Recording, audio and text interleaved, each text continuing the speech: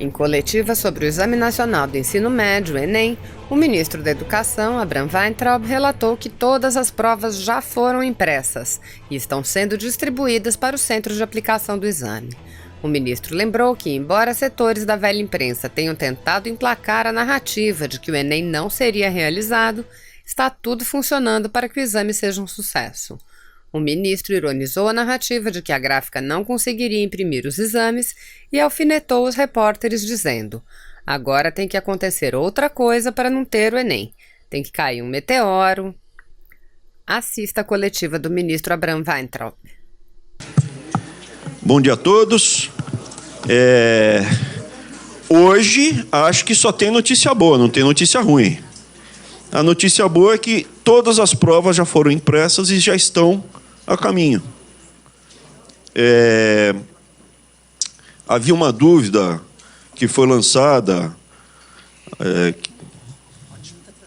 Hoje eu estou de muito bom humor, então eu vou falar só. Alguém falou que não ia ter Enem por causa da gráfica, não sei o que lá, isso, aquilo. Então, a primeira etapa do processo, a primeira dúvida maior que foi levantada lá atrás, ela está totalmente dirimida. Acabou, não tem mais, está tudo impresso. E agora é distribuir, acompanhar e ter a certeza que tudo vai correr bem dentro da legalidade. Então, a notícia que a gente tem para dar hoje é: Alexandre, está tudo impresso. Tudo impresso, tudo sendo distribuído, tudo pronto para o Enem no dia 13 e dia 10. Acho que é o microfone, Está tudo pronto. Está tudo pronto, as provas impressas, metade delas já estão sendo distribuídas, já estão na rua, pelos correios, sendo escoltadas, e tudo pronto para o Enem nos dias 13 e 10 de novembro. Aquele risco da gráfica que foi levantado, hoje eu estou de bom humor, então não vou ficar falando mais nisso, mas foi levantado o risco da gráfica. Falou de novo. Então a Priscila falou: foi levantado o risco da gráfica. A gente falou que não havia necessidade de alarmar a população e, de fato, não teve problema nenhum com a gráfica. Está resolvido, está tudo impresso já. Então, essa é a notícia que a gente tem para dar. Já está tudo impresso e está a caminho. Agora tem que acontecer outra coisa para não ter Enem. Tem que cair um meteoro. Não? Não fala não. Não? Meteoro não pode? Tem que ser alguma outra coisa que hoje não está no radar. Está indo tudo bem. Era isso que a gente tinha para falar. Se tiver dúvidas... Tem também, ministro, que já está disponível no site do Enem, que hoje é do INEP, já é tradicional, a redação da cartilha do participante, com orientações para o aluno que vai fazer a redação. Então, explica como é que é feita a redação, explica como é feita a correção, dá dicas e traz também redações que tiraram nota máxima no Enem do ano passado, com a autorização dos autores. Então, tem aqui ao final as redações para os alunos poderem... Perdão. Então, a cartilha ela mostra como que é feita a correção da prova, quais são os parâmetros utilizados, como que o aluno deve... Dicas para o aluno fazer uma boa redação. E, ao final, tem redações que tiraram nota máxima no último Enem, com a autorização dos autores, para que os alunos, os participantes, possam ver na prática, se inspirar para poder fazer a redação. Então, já está disponível no site do INEP a cartilha do participante.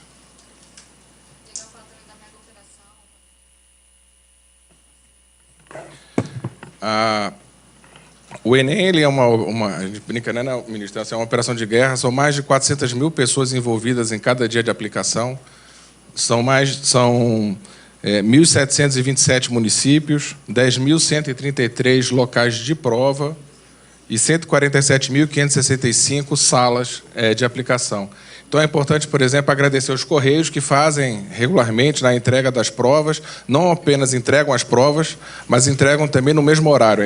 A dificuldade da logística de você fazer com que os cadernos de prova cheguem nesses 10.133 locais de prova na mesma hora, para que os cadernos sejam abertos e as provas iniciem sempre no mesmo horário. E, ao final, os Correios também recolhem todo esse material, fazem a logística reversa e trazem esse material para que a gente possa fazer as correções e depois lançar o resultado. Temos também a parceria do Exército, que as provas, à medida que elas são impressas, elas estão ainda, né, guardadas no quartel do Exército em São Paulo, em Osasco, Quarto Bio, e de lá elas já estão saindo pelos Correios, escoltadas para o restante do país, é o que a gente chama de interiorização. E nisso nós temos parceria com a Polícia Federal, Polícia Rodoviária Federal, Polícias Militar, Civil e Corpo de Bombeiro de todas as unidades da Federação. É uma grande mobilização nacional, as pessoas realmente se envolvem, se dedicam para que o Enem ocorra com tranquilidade. A título de exemplo, no dia de aplicação da prova, a Polícia Federal colocará um efetivo de mais de 600 agentes e delegados de polícia trabalhando nos dias de execução da prova. Então, tudo isso é uma grande mobilização, inclusive também dos nossos parceiros, a Gráfica, a Fundação Sesgran Rio e a Fundação Getúlio Vargas, que são as aplicadoras.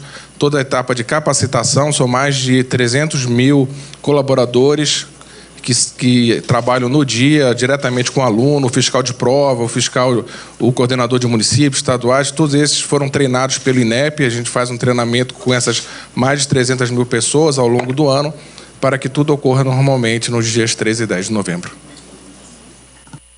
Então, eu gostaria de agradecer o trabalho de todos, a confiança que o presidente Bolsonaro depositou para a gente chegar até esse momento e poder anunciar que está absolutamente tudo impresso, normal e a caminho de termos o Enem. Agradecer também ao pagador de imposto, porque existe um subsídio grande a quem faz o exame. Esse exame não é pago por quem faz, é o pagador de imposto que subsidia grande parte dos exames que são feitos pelos jovens, pelas pessoas que querem fazer faculdade. E, por último, anunciar que esse Enem fecha uma grande era. Está morrendo, começa o início do fim do Enem tradicional, porque o ano que vem a gente vai ter, pela primeira vez, o começo do digital, e, a partir daí, é uma contagem regressiva para a gente não ter mais essa operação de guerra, impressão, papel, e a gente começa a entrar na era digital. Então, esse é o último ano que a gente vai ter o Enem tradicional no Brasil. A partir do ano que vem começa o phasing out, a saída do Enem impresso. É isso. Perguntas? Foi rápida, a senhorita foi rápida, hein? Tá vendo? Bom dia, gente. Bom dia. Mariana, da Agência Brasil. Como eu queria perguntar. Tô bem. Eu queria perguntar primeiro do conteúdo da prova. A gente teve esse ano, né, uma comissão formada para reavaliar os itens.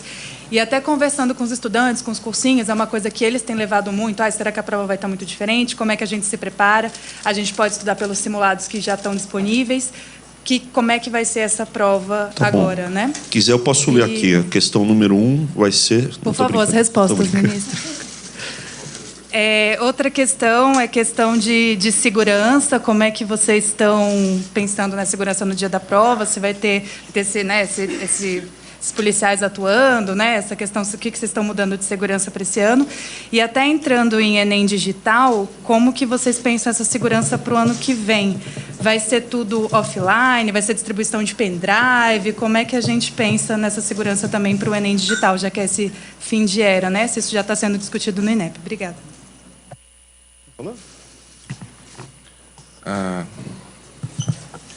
Em relação à questão de segurança, é um processo contínuo que a gente vai aprimorando os procedimentos. A gente tem um termo de cooperação com a Polícia Federal, em que eles fazem todo um trabalho de acompanhamento e de avaliação da segurança do exame, não apenas na data da aplicação, mas ao longo de todo o processo. A Polícia Federal fez vistoria na Gráfica, mais de uma vez, para verificar a segurança da impressão. Então, esse processo é contínuo. E, em relação à segurança, é importante também lembrar ao participante que, até por sugestão da Polícia Federal, esse ano tem uma novidade. Se algum aparelho eletrônico do aluno tocar durante a aplicação, mesmo que esteja guardado no saquinho debaixo da cadeira, o aluno será eliminado, o participante será eliminado. Então, o participante tem que tomar muito cuidado com seus equipamentos eletrônicos, celular. Aquele celular que toca o despertador mesmo desligado, ele tem que ficar atento a isso, porque se tocar durante a execução da prova, ele será eliminado. No Enseja desse ano, em 25 de agosto, que nós fizemos, nós tivemos mais de 100 participantes que foram eliminados por conta disso, de ter algum dispositivo eletrônico que tocou durante a aplicação.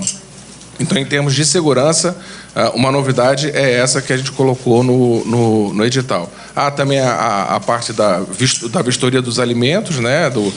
Ele pode levar seu lanche, sua bebida, mas eles serão vistoriados, né, pelo fiscal de prova. Isso em relação à questão da segurança. A primeira pergunta foi? O Enem eletrônico, se vai ser por pendrive, não vai ser por pendrive? Não, vai ser online.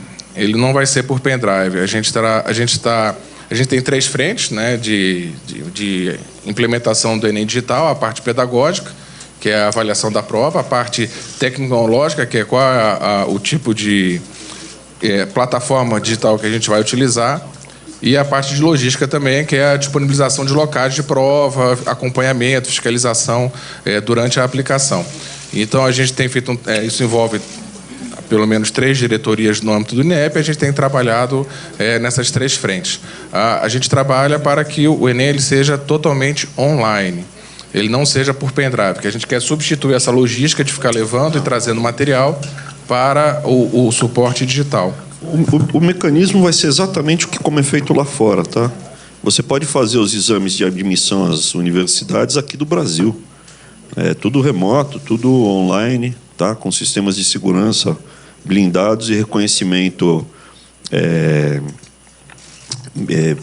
biométrico que dirime qualquer risco de fraude. Então, não vê. E tem mais uma coisa que é importante dizer. A gente fez o Enseja recentemente. A logística envolvida no Enseja é maior e mais complexa do que do Enem. E não teve problema nenhum. O Enseja correu normalmente, deu tudo certo, funcionou bem. Então, a gente está bem tranquilo que, em termos de logística e aplicação do Enem, tudo vai transcorrer normalmente. Em relação ao conteúdo, a gente não teve... Eu não li a prova, o ministro não leu a prova. A prova foi produzida da mesma forma que foi produzida nos anos anteriores. O que houve simplesmente foi uma orientação que a gente focasse no conteúdo, focasse na aprendizagem. Essa foi critérios científicos. O que a gente quer são critérios educacionais, conhecimento científico, e não ficar carregando em tintas ideológicas, né? E para a elaboração da prova, a gente usa questões do banco de itens. Então, a gente está permanentemente alimentando o banco de itens com questões, mas a gente usa também questões que foram elaboradas nos anos anteriores. Mas o objetivo é buscar aquelas questões, aqueles itens mais neutros, né? Que busquem realmente aferir o conteúdo, né? O quanto, as competências, habilidades, o quanto que o aluno aprendeu das disciplinas. Mais alguma pergunta? Pois não. Matheus, da TV Globo. Deixa eu puxar para cá, peraí. Pois não, Matheus. São 3 perguntas, mas são rápidas. A primeira, eu queria saber se teve alguma atualização, se foi concluída a investigação daquele momento em que houve uma quebra no protocolo de segurança, que levou até a demissão de colaboradores do INEP, se isso já foi concluído, se não houve má fé de fato, foi um erro, enfim. A segunda é como que vai ser feita, se já há diretrizes de como vai ser compatibilizado o Enem digital com a reforma do ensino médio, que vai ampliar aí os troncos, né? Nem todo mundo vai ter as mesmas aulas, então como é que vai ser feita essa compatibilização? Uhum. E a terceira, agora aproveitando o gancho que os senhores falaram, só para saber se o MEC identificou de fato que provas anteriores do Enem ou de outros exames aplicados para crianças e adolescentes tinham um forte conteúdo ideológico, se isso foi identificado, se houve algum estudo nesse sentido, ou se é uma prevenção, se é uma correção ou uma prevenção? É a dúvida. A primeira questão, não teve dolo, né? A gente já identificou, tem filmagens, a gente viu, realmente foi um equívoco pessoal, né? E não foi... Oi? Foi no Enseja, tá? Não foi nem no Enem. O Enem não passou por problema nenhum. O Enem foi 0 de problema. Durante o Enseja, a pessoa anotou no braço uma senha que a outra tinha esquecido, uma coisa assim, bem que não há maldade, mas a pessoa não tem condição de trabalhar numa área de segurança como essa. E por isso que ela foi demitida, mas não teve nenhum desdobramento criminal, nada disso, tá? Isso está disponibilizado, a gente acionou as autoridades competentes e já foi verificado. Na hora mesmo, vendo o vídeo, fica muito claro que não houve dolo, foi só incompetência mesmo da pessoa. A segunda questão, o Enem digital, ele facilita todo esse ponto, né? Porque fica muito mais fácil customizar a prova, porque você não tem mais a parte física. Então, tudo sendo eletrônico, tudo, só facilita as mudanças que vão acontecer. Se a gente tivesse que imprimir diante do cenário, ia ser muito mais complexo. E o terceiro, eu não quero nem me alongar muito, simplesmente a gente pediu para que houvesse foco em questões não ideológicas, que mensurassem o conhecimento dos jovens na capacidade de ler, escrever, compreender texto, matemática, ciências, biologia, física, química, e não ficar discutindo coisas de caráter que possa polemizar o ensino dos jovens, das crianças do Brasil. A gente quer que as crianças aprendam, que o ensino avance, e não ficar criando polêmicas, que eu acho que estão repletas de exemplos e a gente não ganha nada com isso. Fala, Paulo. Bom dia, ministro. Tudo bem, Saldanha? Como é que você está? Tudo bem. Esse é o Paulo Saldanha da Folha. Ministro, queria saber quanto que vai custar o Enem deste ano, quanto que foi arrecadado com inscrições, quanto que foi dado de isenções. E Lógico. se tiver também o valor do ano passado, seria interessante também, tanto com gráfica quanto com a empresa aplicadora e com todos os outros custos de parcerias com as secretarias. A gente fornece todos esses números para ti, tá? A gente não Mas tá não tem agora, ministro? Deixa eu ver, de cabeça não tenho, Saldanha. Hoje minha cabeça está pensando em outras coisas. É que é o mais importante, né? O senhor sempre fala do pagador de imposto. É verdade, é importante. Não, o mais importante que a gente tem para anunciar aqui, que é muito importante, e eu vou pedir a ajuda de todos, é anunciar para a população que o mais importante é que aquele problema que teve na gráfica não comprometeu em nada o Enem. Que aquelas dúvidas que foram levantadas, e na época a gente até subiu o tom para rebatê-las, em nada foi comprometida a execução do Enem. Essa é a principal coisa para anunciar, gente, porque os jovens ficam com receio, as pessoas que vão fazer Enem que se preparam, ficam com receio. Então, a principal notícia hoje é: está tudo impresso, está tudo a caminho. A gente fez o Enseja, que é muito mais complexo na parte de logística, deu tudo certo e agora falta só uma parte dessa logística do Enem e a gente está muito tranquilo que o Enem vai ser realizado normalmente. Conseguiu os números? Então, já estamos com os números aqui. Mas o pagador de imposto, você tem razão, tem que ser respeitado. Dinheiro suado do pagador de imposto. Esse ano ele vai custar cerca de 520 milhões de reais, porque tem alguns pagamentos, eles dependem da própria execução, da quantidade de participantes, quantidade de redações corrigidas ou quantas reaplicações a gente vai ter que eventualmente fazer. Então, tem alguns números que variam até só depois da aplicação que a gente vai poder ter, mas a gente trabalha com 520 milhões de reais, o que dá R$ 105 por prova. Por participante. E qual foi a arrecadação? Vou levantar. Oi?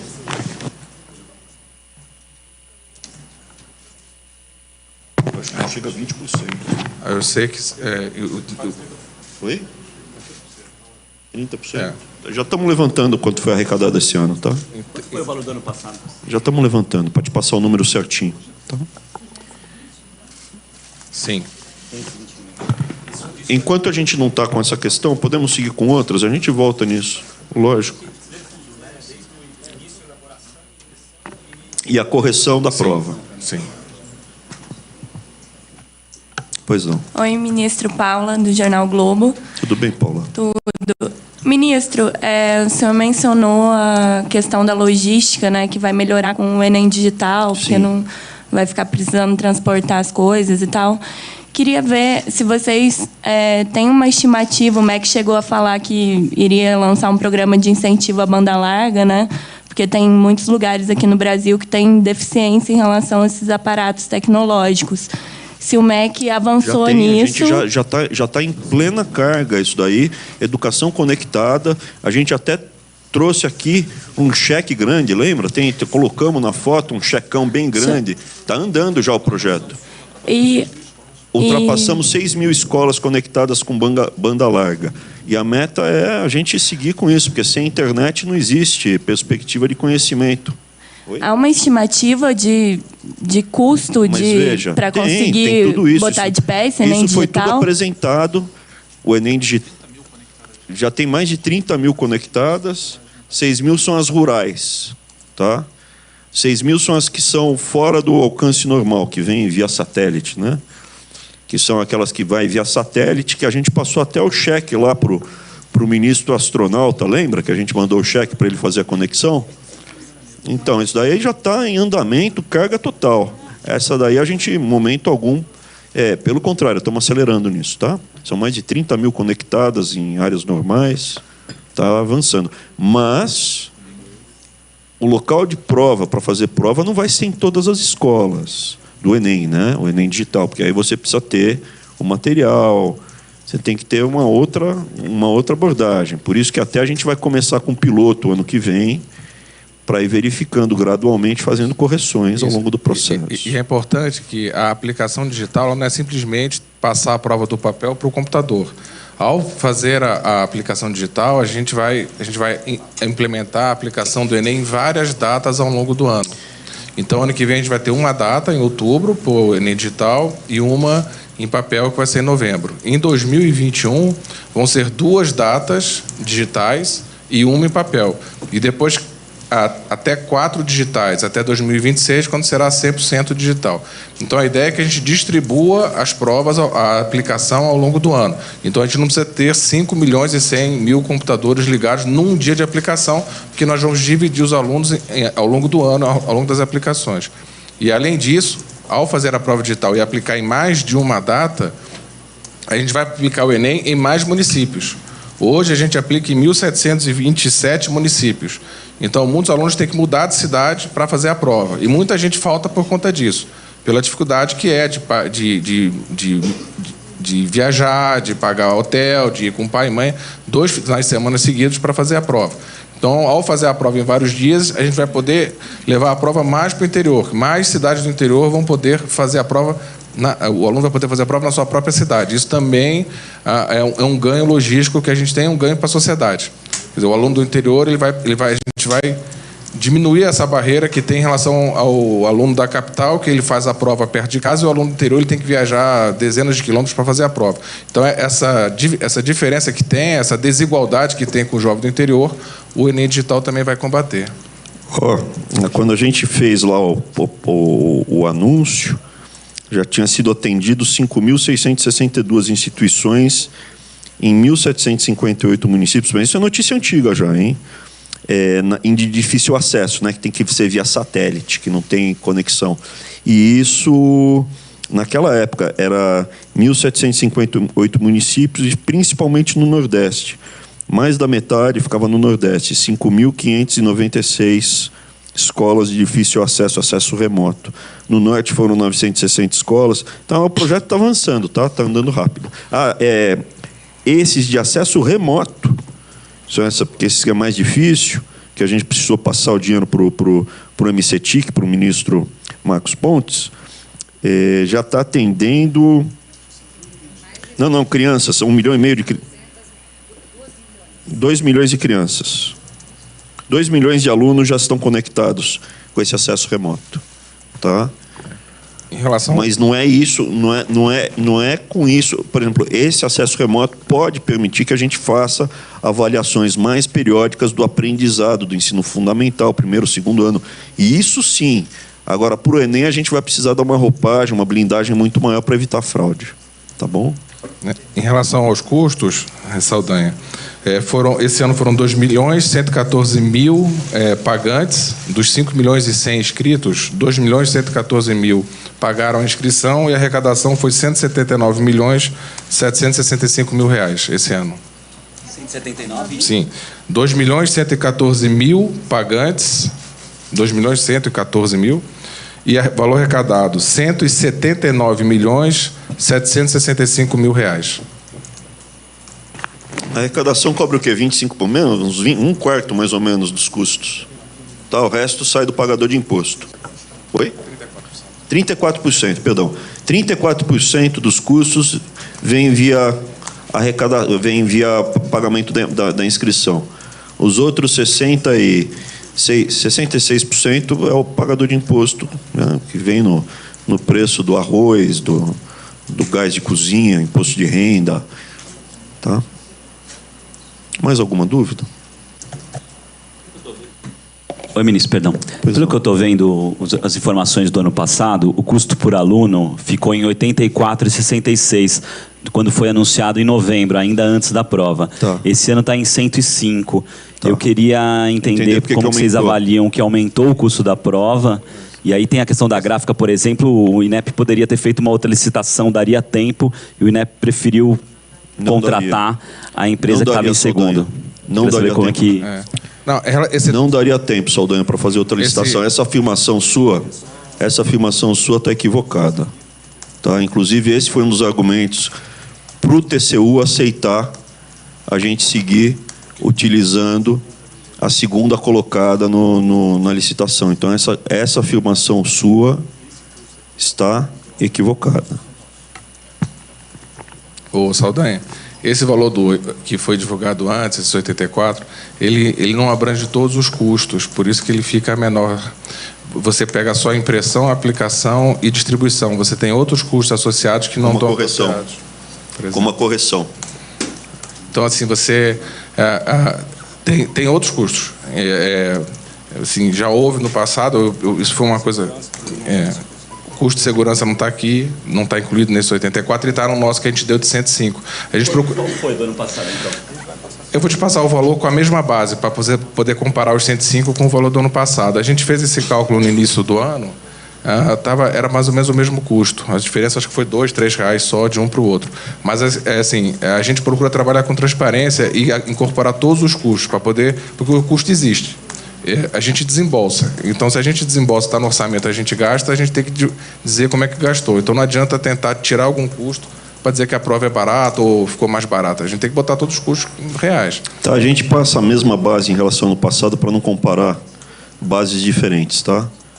Então, a princípio, não foi essa diferença. A princípio, não foi essa diferença apontada. Já estamos levantando os dados para comparar as mesmas bases. Enquanto isso, eu gostaria de reforçar. O argumento para a gente seguir na licitação com o segundo colocado, o TCU nos referendou que realmente não havia tempo para fazer uma nova licitação. E aí sim poderia ter comprometido o Enem. 2018 foi R$ 106, usando a mesma base. E com relação à licitação, assim, 105. Então caiu. Aí. 106.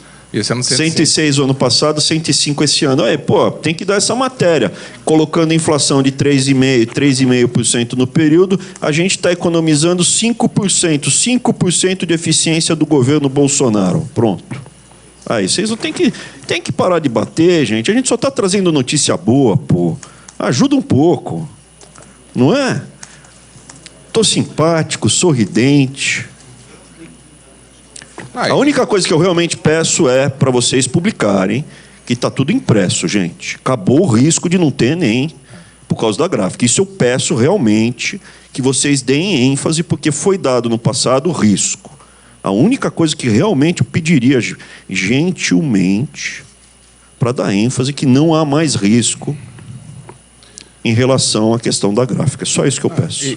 Por exemplo, em relação ao Enseja, esse ano, em negociações com a gráfica e com o aplicador, com relação à organização da aplicação do Enseja, a gente economizou R$ 25 milhões em relação ao que era previsto. Com mudanças que nós implementamos na impressão e na aplicação, houve uma economia de R$ 25 milhões. O Enseja custou para a gente 185 milhões de reais, e a previsão era que fosse mais de 200 milhões em função da quantidade de inscritos dos 3 milhões. Pelo meu ábaco na cabeça aqui, que eu estou fazendo as minhas continhas, se a gente colocasse a inflação corrigisse pela inflação o custo do ano passado para esse ano, a gente também, né, a gente acabou no final economizando uns 30 milhões de reais. Não é isso aí? Mais ou menos, mais ou menos 25 milhões de reais esse ano. Tá bom? Ministro, tudo bem? Eu vou fazer uma perguntinha que sai um pouco. Qual o nome da senhorita mesmo? Soane, do SBT. Tudo bem, Soane? Como é que você está? Tudo certo. Maravilha. Melhor agora, então, ministro. Na verdade, é porque, vou sair um pouquinho do tema do Enem, é porque ontem o presidente vetou integralmente um projeto de lei que previa que profissionais de psicólogos, não é? Assistentes sociais, eles atendessem escolas públicas de educação básica. Sim. E aí ele falou em inconstitucionalidade e também contrariedade ao interesse público. E eu queria entender o porquê disso. Sim, porque o que acontece? Se permitir, isso é muito importante, essa sua pergunta. É previsto que qualquer despesa tem que ser, antes de ser autorizada, qualquer despesa antes de ser autorizada tem que ter uma fonte de receita determinada. E não havia isso. Né? Então, vamos aumentar aqui, vamos garantir contratação de um fisioterapeuta para cada aluno. Quem paga? Não que não seja importante. Eu estou dando um exemplo aqui, não foi o caso, foi de psicólogo, outras coisas. Então, não havia, não estava explicitado de onde sairiam os recursos para garantir o atendimento desse serviço. Tá? Então, por isso, você tem que vetar. O presidente ele seria empichado se ele autorizasse uma coisa dessa. Isso é inconstitucional. Entendi. Ele é obrigado a fazer isso, tá? Ele é obrigado. É porque algumas entidades questionaram, disseram que era um retrocesso, e aí a gente queria, né, ouvir um qualquer que seja, mesmo que fosse, por exemplo, a escola cívico-militar, se a gente não tivesse, que é um projeto, se não houvesse claramente de onde saem os recursos, é inconstitucional, entendeu? Então, para evitar as coisas que aconteceram no passado no Brasil, esse desgoverno, a gente segue a Constituição, segue a lei de responsabilidade fiscal, segue as leis dos contratos, então teve que vetar. E tem alguma previsão de alguma iniciativa no sentido de reduzir violência nas escolas, alguma coisa nesse sentido? A gente já está vendo uma queda vertiginosa na violência no Brasil. Você está tendo uma queda generalizada na violência nas escolas.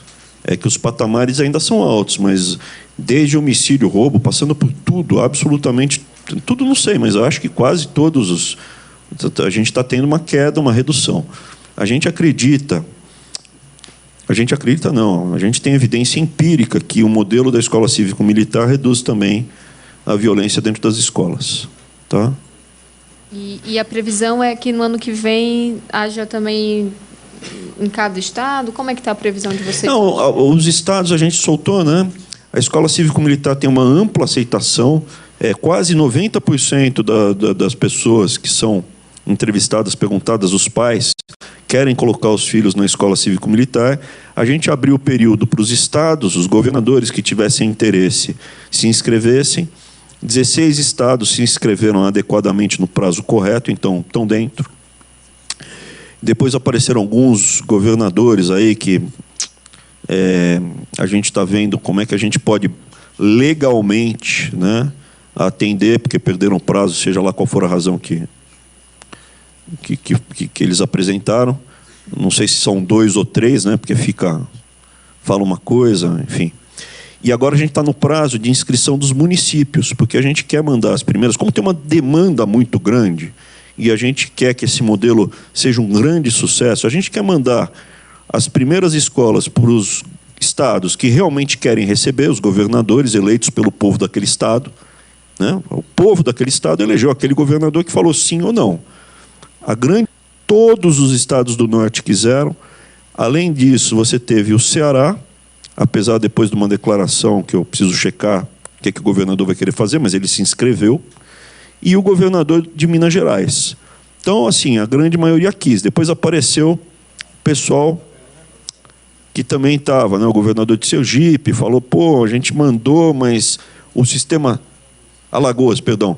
O governador de Alagoas falou que o sistema deles estava fora do ar. Sim, perdeu o prazo. Estamos vendo o que a gente faz. O governador de São Paulo falou, não tinha entendido, agora entendi. Parece que também, mas eu preciso documentar agora precisa seguir o rito, não é um ato voluntarioso. A gente tem que seguir os ritos aqui. E agora está no período de inscrição para os municípios. Até amanhã termine. Então, os prefeitos que querem receber, porque o Estado tem que querer, o município tem que querer, e a gente vai escolher dentre esses estados e municípios que querem, né, receber as primeiras escolas. Depois a gente vai expandindo gradualmente, tá? Ministro. Pois não. O Fórum de Governadores e também a Frente de Prefeitos, ambos lançaram uma nota em apoio à proposta da deputada Dorinha para o Fundeb.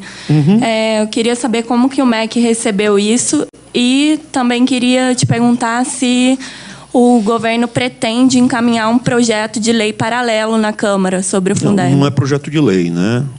Uma PEC, desculpa. É uma emenda constitucional, né? E, assim, a gente... O ponto principal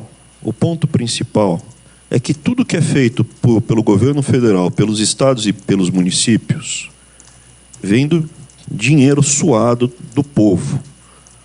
A gente já paga muito imposto no Brasil.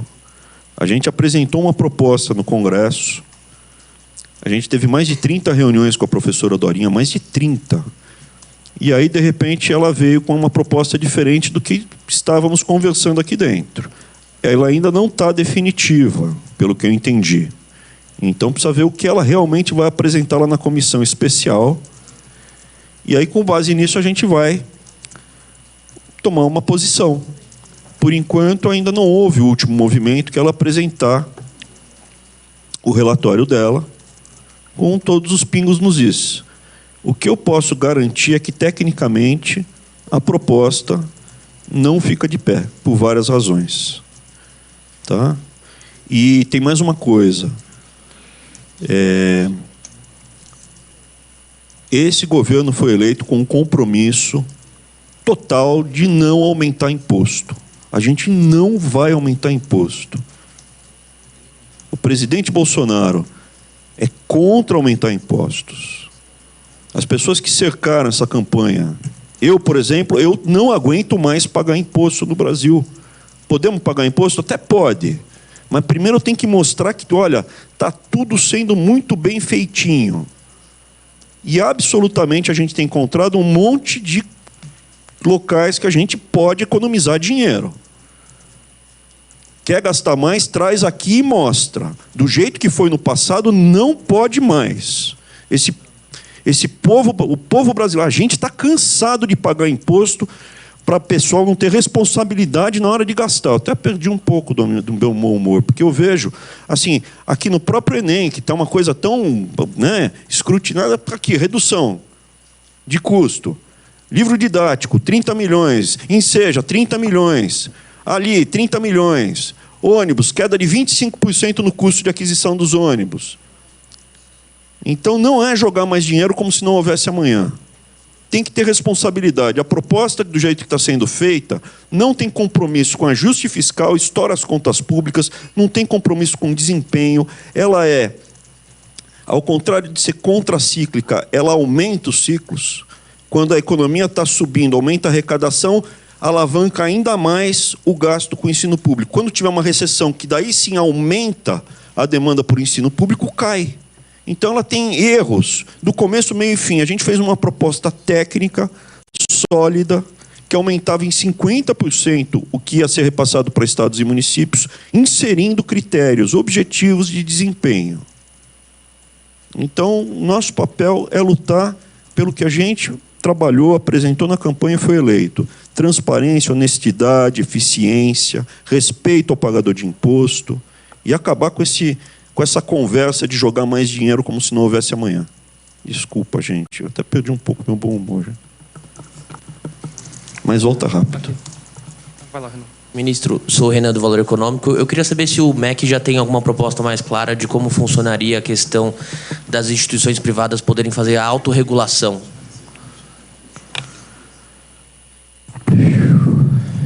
Vai ser uma resposta longa. Vamos focar aqui no Enem.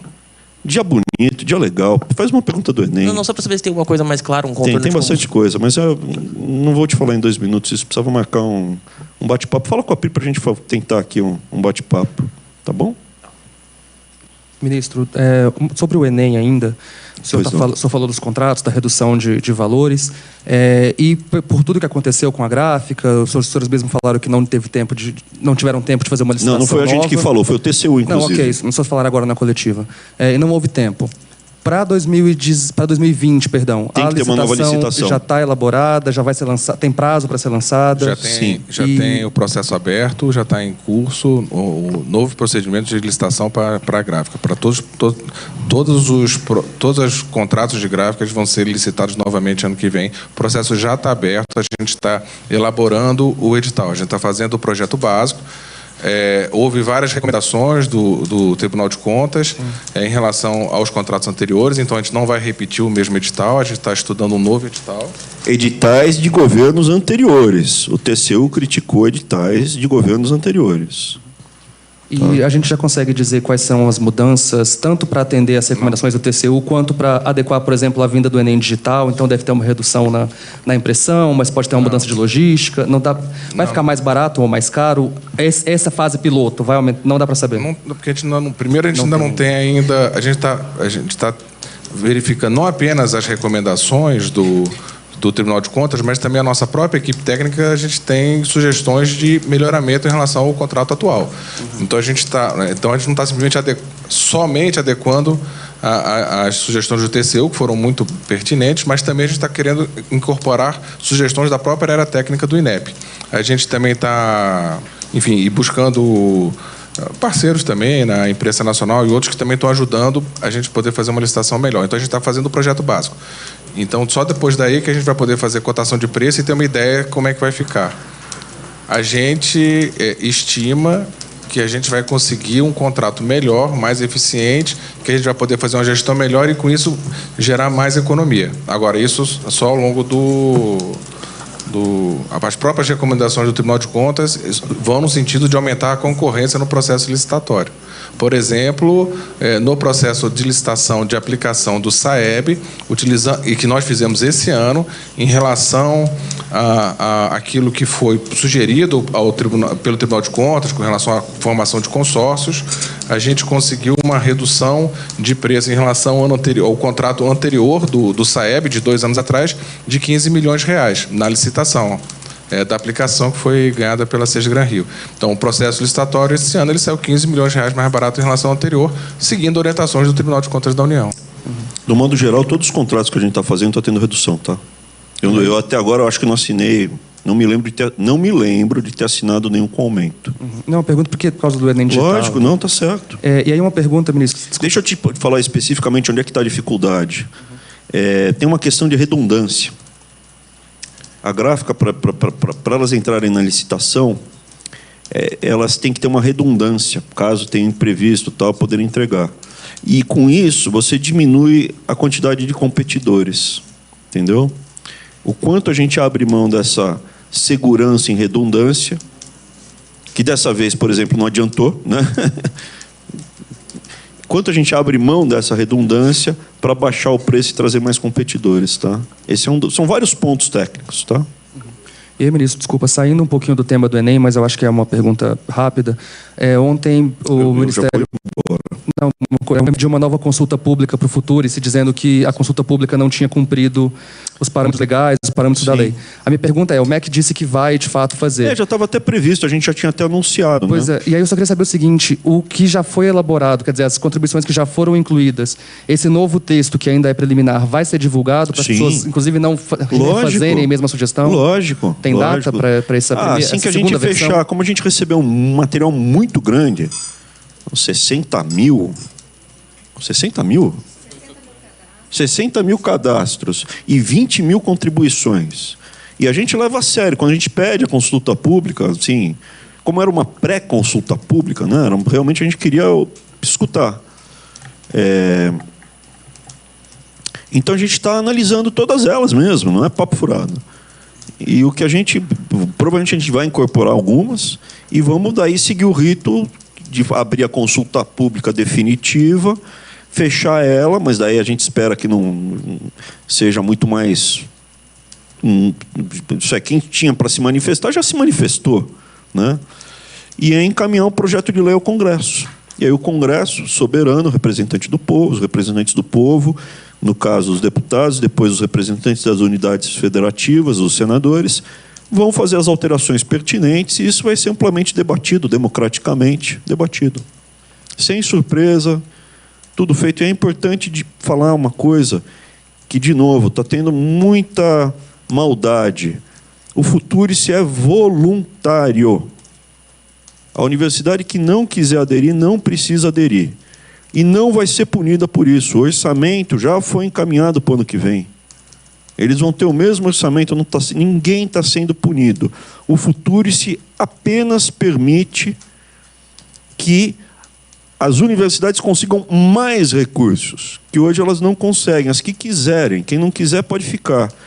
Não fere em nada a gestão ou a autonomia das universidades no Futurice. A prova disso é que o ITA, que está debaixo da aeronáutica, a aeronáutica sempre teve um zelo muito grande pelo ITA, já tentaram outros governos no passado, eu não vou me alongar aqui, porque o objetivo não é esse, porque eu adoro falar bem dos governos passados, estou sendo irônico.